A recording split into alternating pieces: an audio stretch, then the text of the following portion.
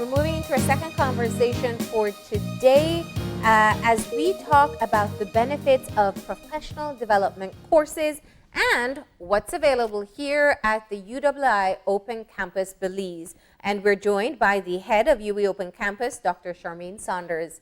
Good morning. Good morning. Hi, good morning. Thank you for having me. Thank you both for having me. Well, thank you for joining us as well. It is still the first month of 2021. And we usually take this time to allow people to learn more about opportunities, how to better themselves, learn something new, and what better place to do it than at a tertiary level institution as well. Yes. Yeah.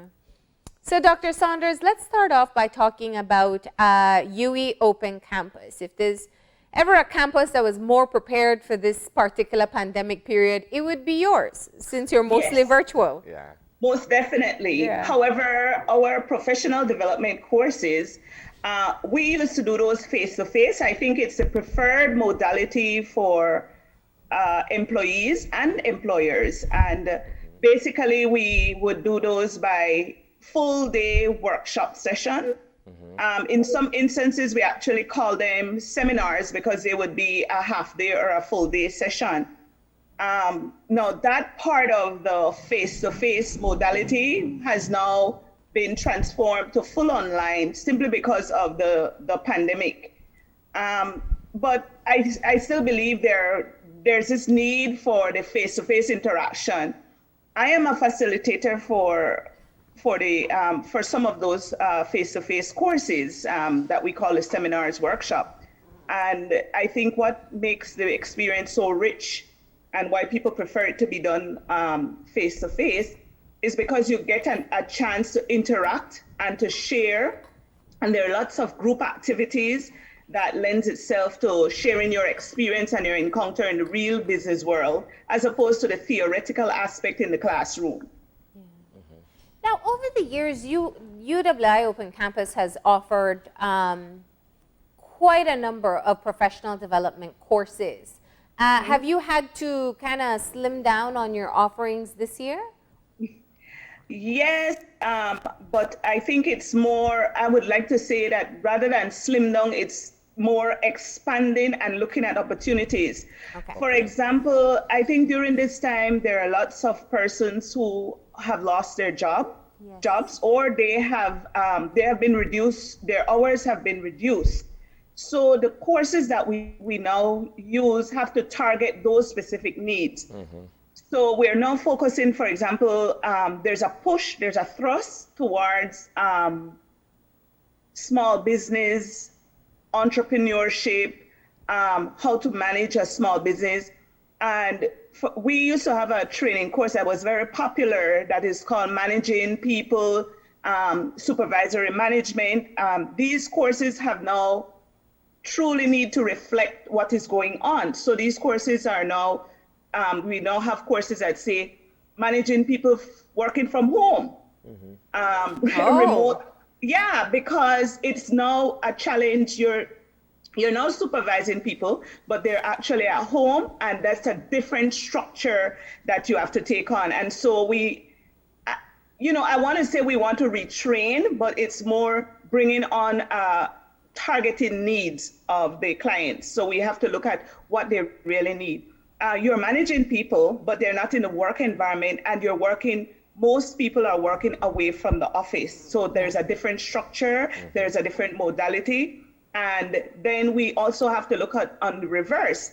How do you work from home and in an environment where you have to be supervised as well and work independently, because you're working away from the office, but you have to still carry out those duties. So you will see training more designed to target those specific needs that now exist. It would be interesting to see what kind of course outline that entails, considering the fact that, as you rightly said, persons are working from home, so it's a different modality and approach altogether.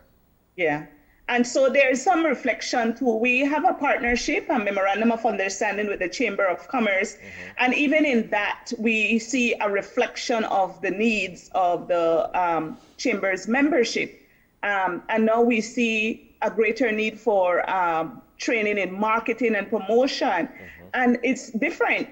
We were able to offer marketing gimmicks that, you know, people come, they get a flyer, and so now you have to promote your products or promote your services using the online modality. So it's e-marketing. Another course that we had to truly modify, we used to do a course that was very popular. It was called records management, but now we have to look at e-records management, because they're no longer, you know, they're not going to be doing the filing and at works, but Everything now you still have to carry on, but then these companies have adjusted and made the change. So you know, if you notice, a lot of the forms and applications, you are doing those online. There's not paper-based. There's no need for paper-based. And even insurance companies, you're now getting, you have to have your e-signature. So we have to be market ready. We have to target specific areas that we know employers and employees are faced with in this new dynamics. And that's what the university does through our professional development courses. Yeah.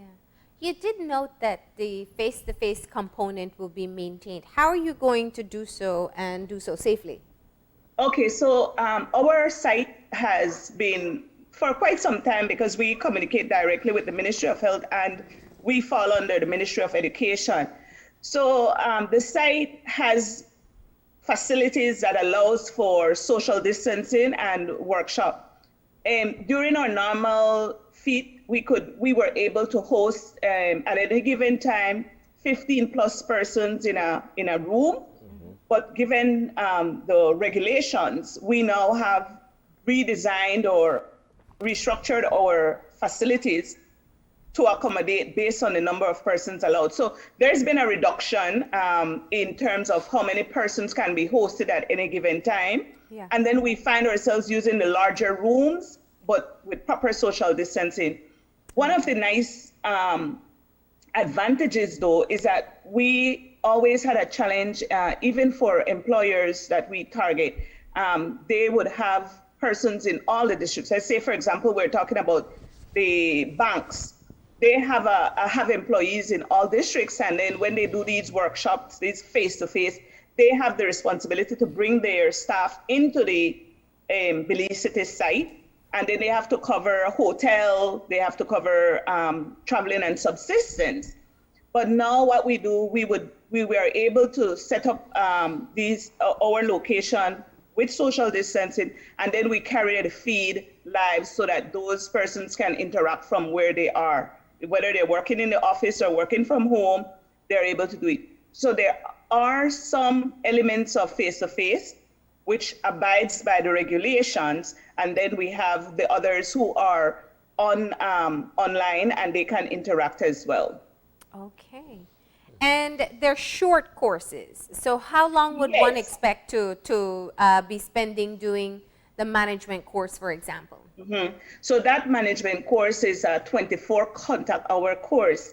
And that's the other thing we've had to modify. And Marlene and Isani, I don't know if you've ever, with this time you've done some training, but there is no way you can sit for 8 consecutive hours.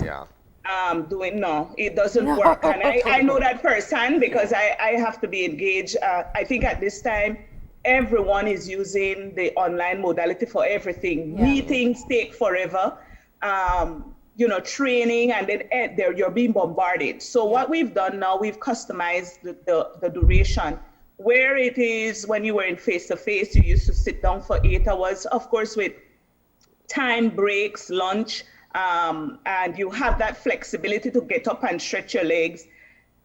We now modify that to 4-hour sessions. So for example, you asked about supervisory management. That's a 24-hour course.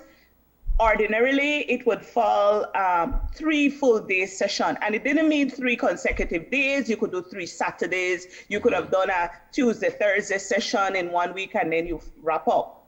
But now we have to break that down into bite-sized chunks that is relevant and necessary. And so we do half-day session, 4-hour sessions, still with time breaks, but you're doing them online. And those persons who still want to do that face-to-face contact, the site facilities are set up for that. So we still have an element of the face-to-face, but it has to fall within the restrictions that we are guided by. Yeah. So let's talk about what's available. Okay, so we are currently advertising. We know that occupational safety and health is primary. We've stepped up our game. We have supervisory management, but as I told you, we're also looking at managing people remotely, managing people working from home. We're looking at, we still have counseling. It's very crucial. I know a lot of people don't see the need for counseling, but there's so much stress and stress-related matters. That course continues to be promoted. We're still looking at art of public speaking. Ideally, we think that a lot of people are forced to having to do presentations, and you used to be able to shy away from the camera and stuff, but you now have to, most meetings, most presentations, for sense of nearness and communication, you have to turn on your camera. So we think that is good. And then we are promoting proposal writing, and that course is important because there are some persons who are working in the NGO community, and it has been a struggle to do fundraising. So we believe that that's a course that would help them to identify resources, financial resources and otherwise, by writing grants. So we've really handpicked and selected our short courses selection, in hopes to target the right audience. And we are very open-minded. I mean, if you have a distinct area that your entity feels is necessary, we encourage you to contact us, and we're positive that we would have that course already developed and being run around the region. Another positive thing about this modality is that if you want a specific course and one of our sister campuses or one of our other sites in the region is offering it, you also have the flexibility to join it. But from firsthand experience, I know that most companies, most organizations like the reality of doing it locally. And that's why our face-to-face sessions have always been high on demand. We've always had a great need for those courses because of the face-to-face component. Yeah. But as we go along, we're adjusting, we're adapting. And I think that our mitigation strategies have allowed us to be all-encompassing. We factor in that face-to-face need, and at the same time, we're giving people the type of training and courses that they want. And we're very open-minded, and we can guarantee you that there is no course that we have never done or never heard about. We will definitely revisit and ensure that we capture the audience that needs those type of training. Yeah. And these are courses that you receive a certificate for. So, I mean, it's something yes. that will bolster your CV. Yeah. Yes, not only do you get a certificate for it. I think the last time our principal was on, probably late last year or early this year, she spoke about stackable courses. Yes. We offer you what we call continuing education units for your courses. So every 4 hours that you spend with us, it's equivalent to 1 CEU.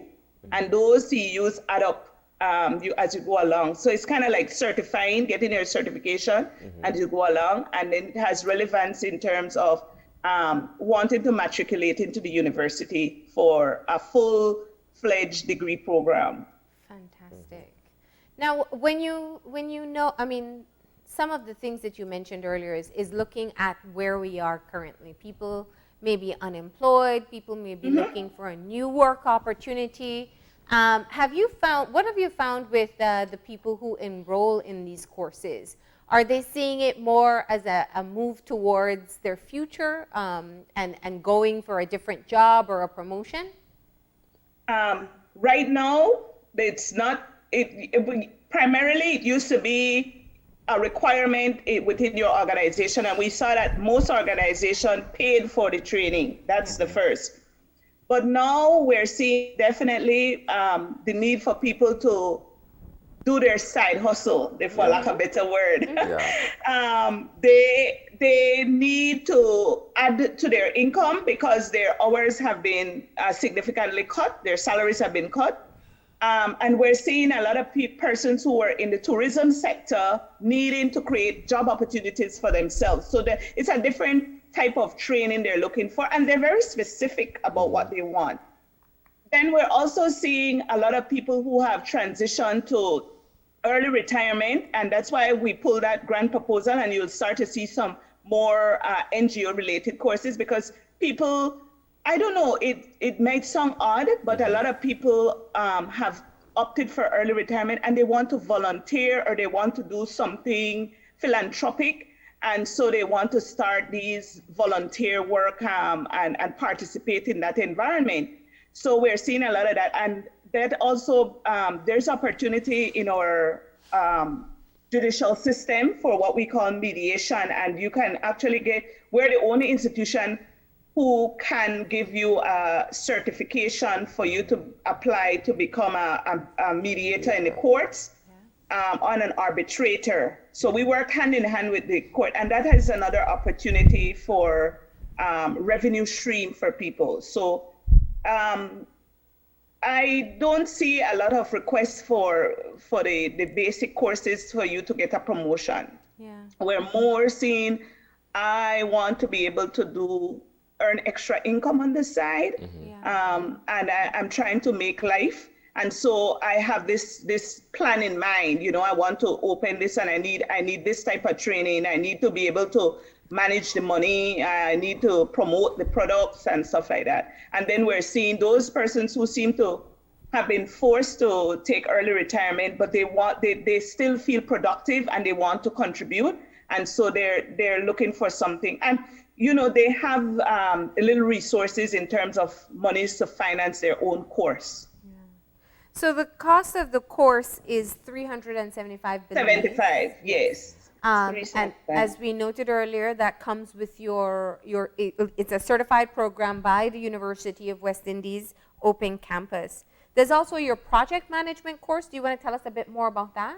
Yeah, that one is a pricey course. It's a lengthy course. It has a longer duration. It's actually even in the face-to-face setting, it would last 18 weeks and you only go for 2 hours. It is kind of labor intensive. It's actually, you have to identify a project that you're managing, or you have to, most of the persons who take that course, they've already been identified as a project manager in a specific project in their entity.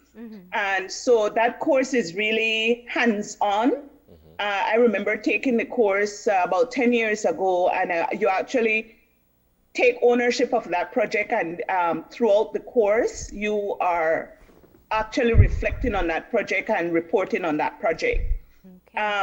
It's a little bit expensive because when you complete that course, you're able to take what is called the PMI certification. You have to sit that exam in the region. There's no local entity that offers it. So, but you are eligible to sit that exam, and the nearest testing facility is in Guatemala. And I think with all these changes, eventually they'll probably bring that course on the examination online, and you would be prepared to offer the training, the exam, because we offer the training. So that one, it's very specific, but I can see if we continue, I've noticed that a lot of companies require it because they have received funding either from government, the CDB or somewhere, and they have to manage a project. And then I've also seen a lot of the private entities use it as well.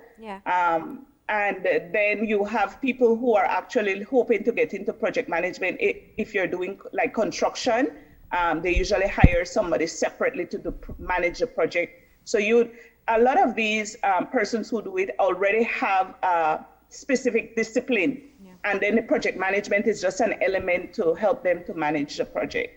All right. And how do people enroll in these programs, and what's the deadline? Okay, and now we used to be, you had to go to the site and get an application form, but we now have the form available online. You have access to that form. Usually just click on the flyer, wherever you see the flyer. However, if you don't see it there, we have a Facebook page. You can access there's a link there.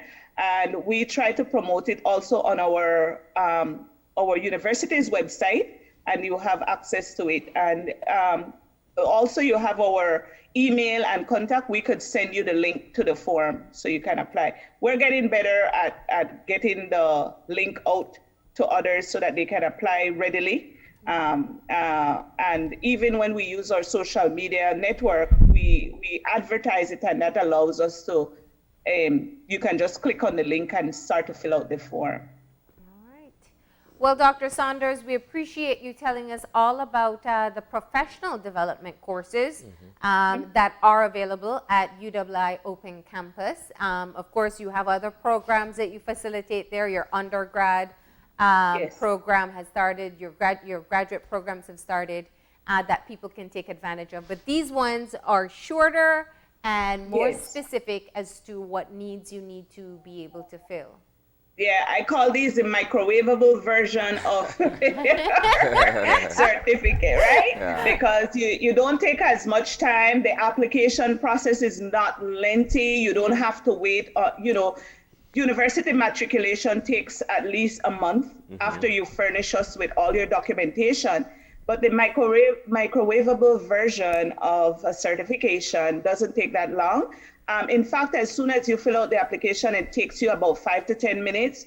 You get a response instantaneously from us that you have been accepted into the program. That's why I call it the microwavable version. And no prerequisites. No prerequisites. We meet you where you are. That's why it's very important to fill out the form. You also do your payment. You can do the payment bank to bank. You can go deposit the funds. You can pay with your card or whatever. So that also has been enhanced and making it easily accessible.